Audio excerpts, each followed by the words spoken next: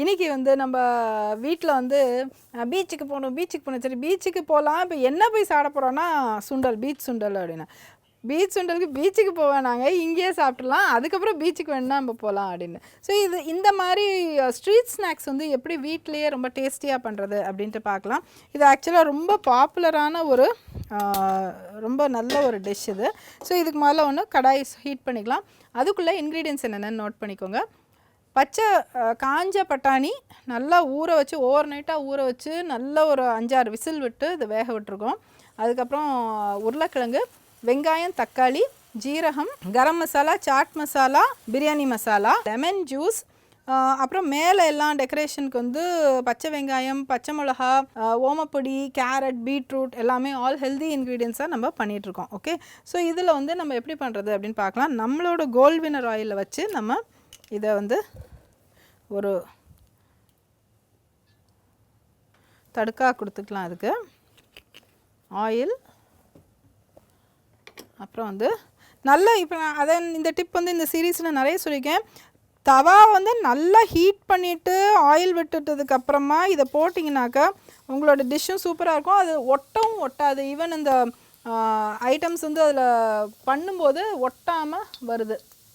So ஜீரகம் போட்டாச்சு, நல்லா வெடிச்சிட்ருக்கு. ஸோ இப்போயே நம்ம வந்து இந்த வெங்காயம் ஆட் பண்ணிடலாம். அப்புறமா அகைன் இது ஸ்ட்ரீட் ஃபுட்டுங்கிறதுனால நம்ம வந்து இந்த கல்லுப்பே எடுத்துக்கலாம்.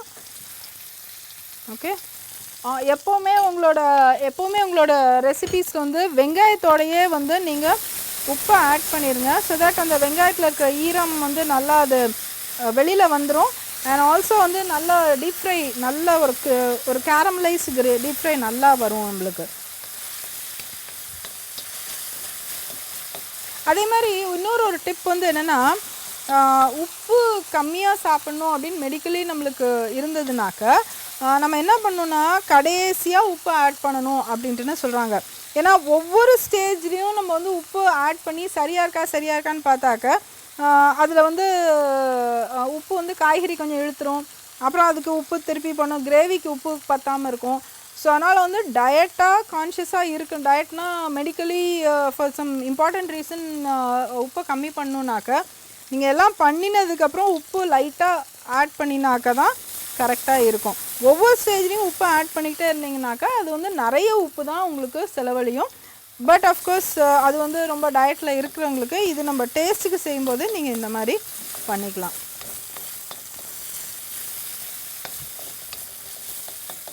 அடுத்தது தக்காளி,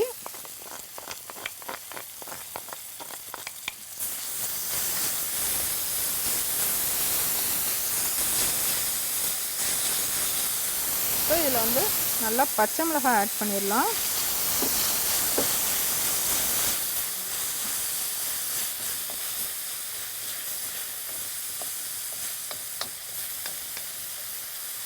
ஓகே, அப்புறம் கரம் மசாலா,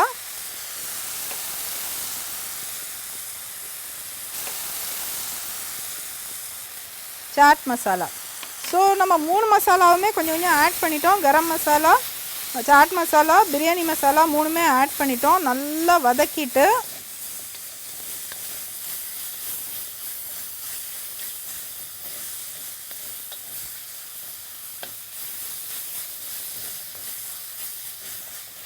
ஸோ இது வந்து நல்லா அதுவே நல்லா இந்த கிரேவியில் எல்லாமே நல்லா மசிஞ்சு வந்ததுக்கப்புறமா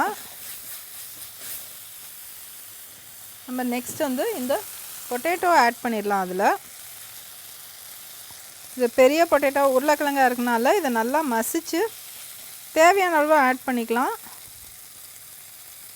இது பார்த்திங்கனாக்கா ஒரு 3/4 ஆட் பண்ணியிருக்கேன். முக்கால்வாசி வெந்த ஓகே, இதை வந்து கொஞ்சம் நல்லா மசிச்சு விட்டுக்கோங்க.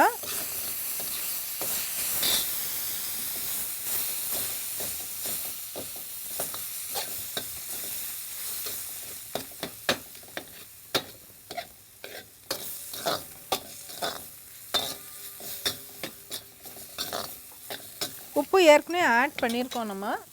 இப்போ நெக்ஸ்ட் வந்து நல்லா சாஃப்டாக வெந்த காஞ்ச பட்டாணி,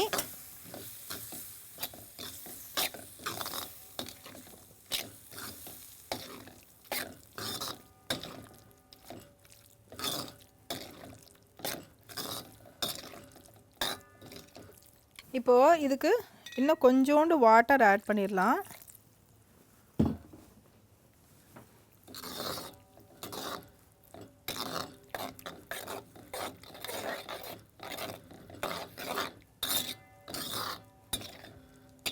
ஸோ இது பார்த்திங்கன்னா நல்லா சூப்பரான ஒரு பீச் சாட் ரெடி. பட் நல்லா க்ளீனாக ஹைஜீனிக்காக நம்ம வீட்டிலையே பண்ணது.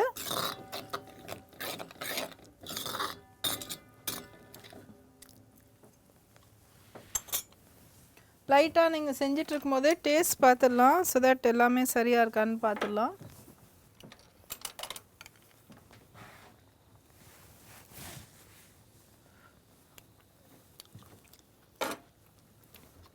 ரொம்ப நல்லா இருக்கு. லேசாக ஒரு மஞ்சத்தூள்,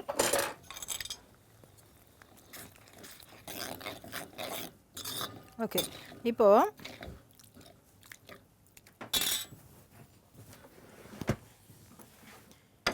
இதில் வந்து நம்ம என்ன பண்ணலான்னா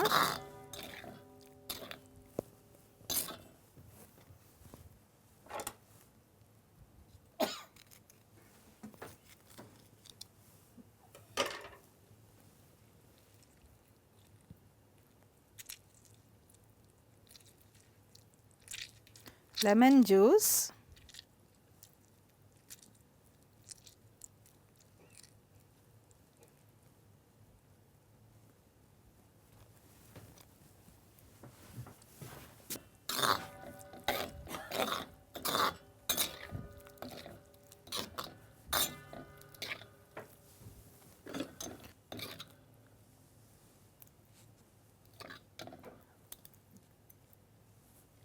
okay, and then இதில் வந்து கொஞ்சமாக சாட் மசாலா,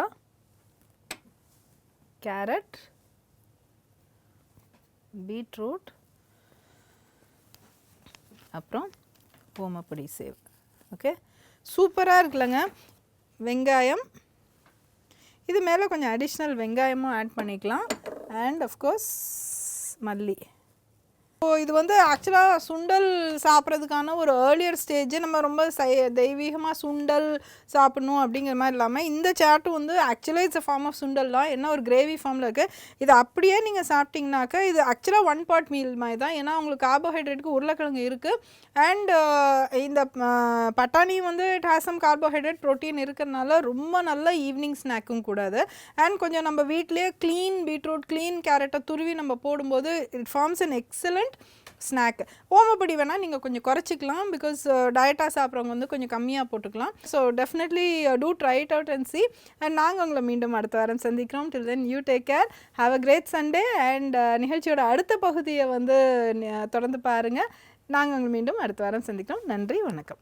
இன்னைக்கு நம்ம நிகழ்ச்சிக்கு டாக்டர் அரவிந்த் ராதாகிருஷ்ணன் அவர்கள் வந்திருக்காங்க. அவங்க கிட்ட நம்ம சந்தேகங்களை கேட்டு தெளிவு பெறலாம். வாங்க நேயர்களே, நிகழ்ச்சிக்கு போகலாம். வணக்கம் டாக்டர். வணக்கம் மேடம். வணக்கம் நேர்களே. டாக்டர், பொதுவாக நம்ம இப்போ இருக்கிற ரீசன்ட் ட்ரெண்ட் சொல்கிறேன். இப்போ நம்ம உடம்பு சரியில்லை அப்படின்னு சொல்லிட்டு, சே ஃபார் இன்ஸ்டன்ஸ் தலைவலிக்குது அப்படின்னு சொல்லிட்டு போகிறோம். காத்தாலேருந்து த்ராபிங் ஹெட்டேக், எனக்கு நம்ம ஆஃபீஸ்க்கு போகிறோம், அது அப்படியே கண்டினியூ ஆகுது. சாயந்தரம் ஐயோ நம்ம ஒரு டாக்டர்கிட்ட பார்த்துடலாம், நம்மளே ஒரு பேராசிட்டமால் போட்டுக்கிறோம். அப்போவும் சரியாக போகலை. சரி, நம்ம டாக்டர்கிட்ட போனால் டாக்டர் முதலே நம்மளை சிடி ஸ்கேன் எடுங்கன்னு சொல்லிடுறாங்க, எம்ஆர்ஐ எடுங்கங்கிறாங்க. நம்ம என்ன வருதுன்னா அதுலேயே பேனிக் ஆகிடுறோம். ஐயோ நமக்கு ஏதாவது பிரெயின் டியூமர், பிரெயின் கேன்சர், அந்த லெவலுக்கு அந்த பேஷண்ட் என்ன பண்ணுறாங்க, மனதளவில் ரொம்ப பாதிக்கப்பட்டுறாங்க. ஸோ நீங்கள் வந்து ஒரு இளம் மருத்துவர், ஒரு என்ன மாதிரி இதை நீங்கள் பார்க்குறீங்க? பேஷண்ட் வந்து எப்படி இவ்வளோ பேனிக் ஆகிடுறாங்க? ஸோ மேடம், இது நீங்கள் கேட்டது வந்து கான்ட்ரவர்ஷியல் டாபிக்னாலுமே இது டெஃபினட்டாக நம்ம பேசணுன்னு நானும் ஃபீல் பண்ணுறேன். நீங்கள் கேட்டதுமே ரொம்ப நல்ல விஷயம். ஐடியா என்னென்னா, நம்ம வந்து ஓவராகவும் டெஸ்ட் எழுதிடக்கூடாது. அதுக்காக நம்ம இப்படி பேஷண்ட் நினச்சிருவாங்களோன்னு சொல்லி ரொம்ப கம்மியாகவும் எழுதிடக்கூடாது. சரியா? பேசிக்காக நாங்கள் வந்து ஜூனியர் டாக்டர்ஸ்க்கு எக்ஸ்பிளைன் பண்ணும்போது என்ன பண்ணுவோன்னா, எதனால ஐடியா என்னென்னு ஹிஸ்ட்ரின்னு ஒரு பார்ட் இருக்குது நாங்கள் பேசும்போது. அந்த ஹிஸ்ட்ரியிலே எதனால வருது இந்த நோயின்னு முடிஞ்ச அளவுக்கு கண்டுபிடிக்க பாருங்கன்னு நாங்கள் சொல்லுவோம். நம்ம எப்படி ஒரு தடவை நம்ம ஃபீவர் பற்றி பேசணும் இல்லையா, டிஃப்ரென்ஷியேட்டட் அன்டிஃப்ரென்ஷியேட்டட் ஃபீவர்னு. அந்த மாதிரி ஒரு எதனாலன்னு ஒரு ஐடியா கிடச்சிருச்சுன்னா, இப்போது தொண்டை கட்டி இருக்குது, ஃபீவர் வருதுன்னா, நான் பிளட் டெஸ்ட் எடுக்கிறது த்ரோட் ஸ்வாப் ஒன்று எடுத்தேன்னா உங்களுக்கு என்ன தொந்தரவுன்னு இன்னும் ஈஸியராக தெரிஞ்சிடும் ஒரு பிளட் டெஸ்ட் எடுக்கிறதுக்கு பதிலாக. அதே நேரத்தில் 3-4 நாளாக ஃபீவர் இருக்குது, நான் இப்போ டெஸ்ட் எடுக்க மாட்டேன், ஏதாச்சும் ஒரு காரணம் இருக்கான்னு பார்க்கலாம்னு சொன்னாலுமே அது தப்பு. 3-4 நாளாக ஃபீவர் இருந்துச்சுன்னா ஆப்வியஸாக பிளட்டில் தெரிஞ்சுக்கும் போது ஈஸியாக ஒரே நிமிஷத்தில் பார்த்து ஒரு 6 ஹவர்ஸில் உங்களுக்கு ஒரு டயக்னோசிஸோடு நாங்கள் கொடுத்துட முடியும். அதே மாதிரி நம்ம சர்ஜிக்கல் ஃபீல்டுலேயுமே என்ன சொல்லுவாங்கன்னா, the best surgeon is the one who resists ஆப்ரேஷன்ஸும்பாங்க. ஏன்னா எடுத்த உடனே ஓப்பன் பண்ணி ஏதாச்சும் ஒரு ஆப்ரேட் பண்ணணும்னு இல்லாமல், எதனால அவங்க ஜென்ரல் சர்ஜரி வந்திருக்காங்க, ஒரு சர்ஜரி டாக்டர்கிட்ட வந்திருக்காங்கன்னு அண்டர்ஸ்டாண்ட் பண்ணி இதை நம்ம முடிஞ்ச அளவுக்கு ஆப்ரேட் பண்ணாமல் பார்க்க முடியுமான்னு பார்க்குறது தான் பெஸ்ட்டு சர்ஜன்பாங்க. அதே மாதிரி best physician is the one who diagnosis with ஹிஸ்ட்ரிம்பாங்க. தட் இஸ் நம்ம பேசியே நம்ம என்ன நோயின்னு கண்டுபிடிக்க ட்ரை பண்ணணும்னு ஃபிசிஷியனை சொல்லுவாங்க. இது ரெண்டுமே என்னென்னா டாக்டர்ஸ்க்கு அகேன்ஸ்டான ஒரு ஸ்டேட்மெண்ட் கிடையாதுங்க. இது ஒரு ப்ரைடு ஃபார் டாக்டர்ஸ். நான் டெஸ்ட் எடுக்காமல் நான் கண்டுபிடிச்சேன்னு சொல்கிறதுங்கிறது டாக்டர்ஸ் மத்தியில் ஒரு ப்ரைடு. இது நம்ம வெளியில் என்ன நினைக்கிறாங்கங்கிறது வேற ஒரு விஷயம். ஆஸ் எ டாக்டர் நாங்கள் என்னென்னா, நான் ஒரு டயக்னோசிஸ் நான் டெஸ்ட் இல்லாமல் நான் பண்ணிட்டேன், இல்லை ஸ்டெத்து வைக்காமல் வெறும் ஹிஸ்ட்ரியில் கேட்டே நான் கண்டுபிடிச்சிட்டேன் டயக்னோசிஸ்ன்னு சொல்கிறது எங்கள் மத்தியில் ஒரு ப்ரைடான ஒரு விஷயம். நாங்கள் லஞ்ச் சாப்பிடும்போது இது பண்ணும்போது நாங்கள் ரொம்ப ப்ரௌடாக நாங்கள் ஃபீல் பண்ணி நாங்கள் எக்ஸ்பிளைன் பண்ணுவோம், நாங்கள் இது எப்படி நாங்கள் இதை கண்டுபிடிச்சோன்னு சொல்லிட்டு. ஸோ அவுட் சைட் பர்செப்ஷன் ஆமாம் வேறு மாதிரி இருக்குங்கிறத நான் ஒத்து தான் ஆகணும். பட் இன்சைடரில் நாங்கள் இவ்வளோ டெஸ்ட்டு எடுத்தோன்னு சொல்லி எந்த டாக்டரும் சந்தோஷப்படுறது கிடையாது. அவங்க என்னென்னா, இவ்வளோ டெஸ்ட் எடுக்கிற நிலைமைக்கு வந்துட்டோமேன்னு தான் அவங்க நினைப்பாங்க வெளியே. இன்ஃபேக்ட் அவ்வளோ டெஸ்ட் எடுத்தும் டயக்னோசிஸ் பண்ண முடியலன்னு வருத்தப்பட்ட நிறைய சீனியர் டாக்டர்ஸ்லாம் நான் பார்த்துருக்கேன். So people should understand that ஒரு பேசிக் அவேர்னஸ் அவங்களுக்கு அந்த நோய் பற்றி இருக்கணும். இருந்தாலே அவங்களுக்கு தெரிஞ்சிடும் எதுக்காக இந்த இதுன்னு. ஃபார் ரொம்ப ஓப்பனாக சொல்லணும்னா, கால் வலின்னு வந்திருக்காங்க, அவங்களுக்கு போய் நம்ம இசிஜி எடுத்தோன்னா இது தேவையில்லாத ஒரு இன்வெஸ்டிகேஷன் அவங்களுக்கு புரியணும். இது நீங்கள் டெஃபினட்டாக நீங்கள் கேளுங்க, எதுக்காக எடுக்கிறீங்கன்னு நீங்கள் கேளுங்க. அப்போ ஒரு டாக்டருக்கு ஒரு அண்டர்ஸ்டாண்டிங் இருக்குன்னா அவர் ஓப்பனாக எக்ஸ்பிளைன் பண்ணுவார். டென்ஷன் ஆக மாட்டாங்க டாக்டர்ஸ் பொதுவாக. ஏன்னா அவங்க ஒரு ரேரான ஒரு விஷயம், நம்ம சம்மந்தமே இல்லாமல் ஒரு டெஸ்ட் எடுக்கிறேன்னா ஏதோ ஒரு ரேரான விஷயம் கண்டுபிடிக்கணும்னு ட்ரை பண்ணுறாங்க. அந்த மாதிரி அவங்க நினைக்கிறாங்கனாலே அவங்க ரொம்ப கான்ஃபிடெண்ட்டாக இருப்பாங்க நீங்கள் ஒரு கேள்வி கேட்டால் அதை ஆன்சர் பண்ணுறதுக்கு. இல்லை சில டைம்ஸ் ப்ரோட்டோக்கால்னு சொல்லுவாங்க. அந்த மாதிரி ப்ரோட்டோக்கால்னால் அந்த ப்ரோட்டோக்கால் தேவையா இல்லையான்னு நீங்கள் பாருங்கள். ஏன்னா இப்போ டெஃபினட்டாக அட்மிஷன் போடுறோன்னா நம்ம அண்டர்லைங்காக வேறு எதுவும் ஹார்ட்டில் பிரச்சனை இல்லையான்னு பார்த்துக்கிறது சேஃப், போத் ஹாஸ்பிட்டலுக்கும் சரி பேஷண்ட்டுக்கும் சரி. ஏன்னா நிறைய தடவை என்னென்னா வேறு ஏதோ ஒரு காரணத்துக்காக வருவாங்க, நாங்கள் வேறு ஏதோ ஒரு நோய் சடனாக கண்டுபிடிச்சி அந்த சடனாக கண்டுபிடிச்ச நோய் தான் லைஃப் த்ரெட்டனிங் நோயாக இருக்கும். அந்த மாதிரி நாங்கள் நிறைய கேஸ் பார்த்துருக்கோம். பட் இதே நேரத்தில் ஒரு ப்ரொப்போர்ஷன் இருக்கணும். ப்ரொப்போர்ஷன்னா ஒரு லிங்க் இருக்கணும். தட் இஸ் இதுக்காக வந்திருக்காங்கிறதுக்காக நான் ஃபுல் பாடி செக்கப் எல்லாருக்குமே எடுத்துடக்கூடாது. நான் ஒரு நோய் என்னன்னு கண்டுபிடிச்சி அதோட காரணம் என்னென்னு கண்டுபிடிச்சி இப்போ ஒரு யூரின் இன்ஃபெக்ஷன் இருக்கிற மாதிரி இருக்குன்னு நான் நினச்சேன்னா யூரின் டெஸ்ட் தான் நான் ஃபஸ்ட்டு யோசிக்கணும். நான் எடுத்த உடனே பிளட் டெஸ்ட் இல்லை வேறு ஏதாச்சும் ஒரு டெஸ்ட்டு யோசிக்கக்கூடாது. இப்போ யூரின் இன்ஃபெக்ஷன் கிட்னி வரைக்கும் பரவிருச்சுன்னு நான் நினச்சேன்னா அடுத்ததுனா பிளட் டெஸ்ட் எடுத்து பார்க்கணும் எவ்வளோ இன்ஃபெக்ஷன் இருக்குதுன்னு பார்க்குறதுக்கு. ஸோ இந்த மாதிரி ஒரு அண்டர்ஸ்டாண்டிங் பீப்புள் மத்தியில் இருந்தாலே டாக்டர்ஸ், அதுவும் நம்ம 100 டாக்டரில் 2 டாக்டர் தாங்க அந்த மாதிரி இருப்பாங்க, நான் எல்லாரையுமே நான் சொல்லலை. ஒரு அண்டர்ஸ்டாண்டிங் இருந்துச்சுனாலே டாக்டருமே கரெக்டான டெஸ்ட் எடுப்பாங்க. அண்ட் பொதுவாக நான் பார்த்த வரைக்கும் என்னென்னா, ஒரு டெஸ்ட்டு சம்மந்தமே இல்லாமல் எடுக்கிறாங்கன்னா ஒரு ரீசன் இருக்கும் அந்த டாக்டருக்கு. ரொம்ப அழகாக சொன்னீங்க. அதே மாதிரி ஹெல்த் செக்கப்னு ஒரு வார்த்தை சொன்னீங்க, நம்ம நிறைய பேசியிருக்கோம். பட் இந்த ரீசன்ட் ட்ரெண்டில் இப்போ நிறையா உடம்பு திடீர்னு வருதுனால நீங்கள் எப்படி பார்க்குறீங்க? இந்த ஹெல்த் செக்கப் ரெகுலராக நம்ம பண்ணிக்கலாமா? எவ்வளோ நாளைக்கு ஒரு தடவை பண்ணிக்கலாம்? ஸோ இந்த ஹெல்த் செக்கப்னு நம்ம முன்னாடியே ஒரு தடவை நம்ம பேசியிருக்கோம். நம்ம டெஸ்ட் எடுக்கிற காஸ்ட் கம்மியானதுனால நம்ம ஃபுல் பாடி டெஸ்ட் எடுக்கிற ஒரு அவைலபிலிட்டி வந்திருக்கு.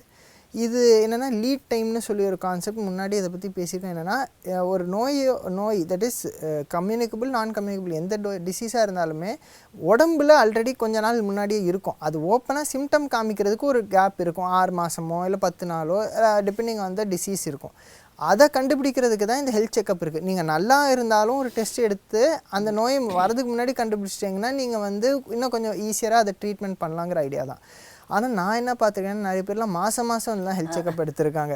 அது வந்து கொஞ்சம் ஓவராக இருக்கும்னு நான் நினைக்கிறது. அதே மாதிரி நம்ம முன்னாடியுமே ஒரு தடவை பேசியிருக்கோம், ஒவ்வொரு டெஸ்ட்டுக்கு வந்து ஒவ்வொரு மாதிரி டைம் கேப் வேணும். நம்ம வந்து மாஸ்டர் ஹெல்த் செக்கப்னு எடுக்கிறதுக்கு இந்த டெஸ்ட்டை நான் 6 மாதம் ஒன்ஸ் எடுக்கணும், இந்த டெஸ்ட்டை 1 வருஷம் ஒன்ஸ் எடுக்கணும்னு ஐடியா வச்சுக்கிறது பெட்டராக இருக்கும்னு நான் நினைக்கிறேன். டாக்டர், இப்போ நிறைய டாக்டர்ஸ் வந்து இந்த மாதிரி ரேண்டமாக டெஸ்ட் எடுக்க சொல்கிறாங்க. இப்போ அந்த டெஸ்ட்னால என்ன யூஸ்? ஸோ மேடம், இந்த ரேண்டமோ இல்லை ரெகுலர்னு அதுக்கு இன்னொரு வார்த்தை யூஸ் பண்ணலாம். ரெகுலர் ஹெல்த் செக்கப்ஸ்னால என்ன ஒரு பெனிஃபிட்னா, நிறைய தரம் எங்ககிட்ட வந்து ஃபுல்லாக ஒரு பேனலாக ஒரு 20 டெஸ்ட் எடுத்துகிட்டு வந்துடுவாங்க. நான் எல்லாத்தையும் பார்த்தா நார்மலாக இருக்குன்னு சொல்லி கொடுத்துருவேன்.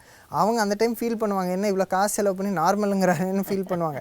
பட் ஐடியா என்னென்னா, எப்பயாச்சும் ஃப்யூச்சரில் ஏதாச்சும் ஒரு தொந்தரவு வருதுன்னா எனக்கு ஒரு நார்மல் டெஸ்ட்டு கையில் இருக்கும். ஏன்னா எல்லாருக்குமே ஹீமோக்ளோபின் 15 தான் இருக்கணும், இல்லை 14 தான் இருக்கணுங்கிற ஒரு கணக்கு கிடையாது. ஆவரேஜு இது நார்மல்னு சொல்கிறாங்க இல்லையா, ஒவ்வொரு ஆளுக்கும் ஒவ்வொரு மாதிரி இருக்கும். ஸோ இப்போ சப்போஸ் ஒருத்தருக்கு எப்போதுமே ஹீமோக்ளோபின் 12 தான் இருந்திருக்கு, சடனாக ஒரு நாள் 11 இருக்குன்னா நான் அதை ரொம்ப யோசிக்க மாட்டேன். ஆனால் ஒருத்தருக்கு பல நார்மல் பிளட் செக்கப்பில் 15 இருக்குது ஹீமோக்ளோபின், சடனாக 11 இருக்குன்னா 4 கிராம் ஹீமோக்ளோபின் எப்படி குறைஞ்சிருக்குன்னு நான் யோசிக்க ஆரம்பிப்பேன். இதுதான் ஆக்சுவலாக டாக்டர்ஸ்க்கு ரொம்பவே ஒரு பெனிஃபிஷியலான ஒரு இது நாங்கள் டாக்டர் டேர்ம்னா பேஸ்லைன் டெஸ்ட்டுன்னு நாங்கள் சொல்லுவோம். பேஸ்லைன்னா அந்த ஹியூமன் பாடி நார்மலாக இருக்கும்போது வந்த லேப் ரிப்போர்ட் இருந்துச்சுன்னா, அப்நார்மலாக இருக்கும்போது நாங்கள் வந்து இது எவ்வளோ அப்நார்மல்னு நாங்களும் அண்டர்ஸ்டாண்ட் பண்ணி எவ்வளோ சீக்கிரமாக எவ்வளோ இன்டென்சிவாக ட்ரீட்மெண்ட் பண்ணணும்னு நாங்கள் நினைப்போம். ஸோ நிறைய தடவை நானும் இதை பற்றி நான் கேள்விப்பட்டேன், மாஸ்டர் ஹெல்த் செக்கப் பற்றி கமர்ஷியலைஸ் பண்ணுறாங்க, இது தப்புன்னெலாம் சொல்லுவாங்க. ஐடியா வந்து ஒரு பேஸ்லைன் டெஸ்ட்டு எப்போதுமே வச்சுக்கணும். அது வந்து நம்மளோட ஹைட் டு வெயிட் மெஷர்மெண்ட் மாதிரி தான். நான் எல்லோரும் ரெகுலராக வெயிட் மெஷர் பண்ணுற மாதிரி ஒரு பேஸ்லைன் டெஸ்ட்டு வச்சுக்கிறதுல தப்பு இல்லை. ஆனால் அதையே நினச்சிக்கிட்டு ஸ்ட்ரெஸ் ஆகிட்டு எவ்ரி மந்த்து எவ்ரி 6 மந்த்ஸ் எடுத்து யூஸ் கிடையாது. நம்ம இன்கேஸ் அது வந்து ஒரு இது பபுள் ட்ராப் மாதிரி, சப்போஸ் சடனாக உடம்பு கெட்டு போச்சுன்னா இந்த நார்மல் டெஸ்ட் நம்மக்கிட்ட இருக்கும் நம்ம ஐடியா பண்ணுறதுக்கு. அதுக்காக தான் இந்த ஹெல்த் செக்கப்புங்கிறது யூஸ்ஃபுல். இல்லை ஒரு ட்ராக் ரெக்கார்டு மாதிரி நம்மளை பற்றி நம்ம வந்து இந்த டாக்டர்ஸ் வந்து அப்போ டக்குன்னு நீங்கள் அதை ரீவிசிட் பண்ணி பார்ப்பீங்க அந்த ரிப்போர்ட்டை. ஸோ எத்தனை நாளாக இவங்களுக்கு அது கரெக்டாக இருந்திருக்கு, எவ்வளோ நாளாக இது வந்திருக்கு உடம்புன்னு. ஸோ ரொம்ப அற்புதமாக சொன்னீங்க. நிஜமாவே அந்த டெஸ்ட் எடுக்கிறதோட யூஸும் இப்போ எல்லாருக்கும் புரிஞ்சிருக்கும் ஹெல்த் செக்கப்னால. ரொம்ப நன்றி டாக்டர். வணக்கங்க. இன்றைக்கி என்னோட டிப் ஆஃப் த டே வந்து என்னோட மறைந்த ஃபாதர் இன்லா, ஒய்ஃபோட அப்பா வந்து எப்போவுமே நான் பார்ப்பேங்க. நிறைய அவர் வந்து தொலைபேசியில் பேசுவார் விதவுட் அஜெண்டா.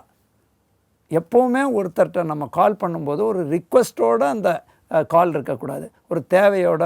இல்லையா, நமக்கு தேவையாக இருக்கிற அன்றைக்கி மட்டும் வணக்கங்க எப்படி இருக்கேங்கன்னு சொல்லிவிட்டு, இல்லைங்க எனக்கு ஏதோ ஒரு காரியம் வேணும் அப்படிங்கிற மாதிரி கன்வர்சேஷன் இல்லாமல், உங்களோட தொடர்பு இருக்கிறவங்கக்கிட்ட அஜெண்டா இல்லாமல் நீங்கள் எப்படி இருக்கீங்க, ரொம்ப நாள் ஆச்சு பேசி அப்படிங்கிற அந்த கன்வர்சேஷன்ஸே இப்போ போயிடுது.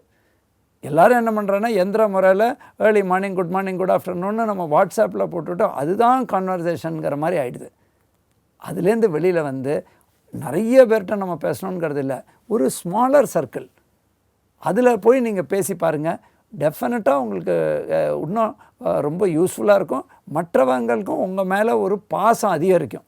தட் ஆமாம், இவர் வந்து எப்போவுமே இவங்களை நம்பலாம், இவர்கிட்ட பேசலாம். இதுதான் இன்றைக்கி என்னோட டிப் ஆஃப் த டே. நன்றி. என்ன நேயர்களே, நிகழ்ச்சி மிகவும் பயனுள்ளதாக இருந்தது இல்லையா? மீண்டும் அடுத்த வாரம் சந்திப்போம். நன்றி, வணக்கம்.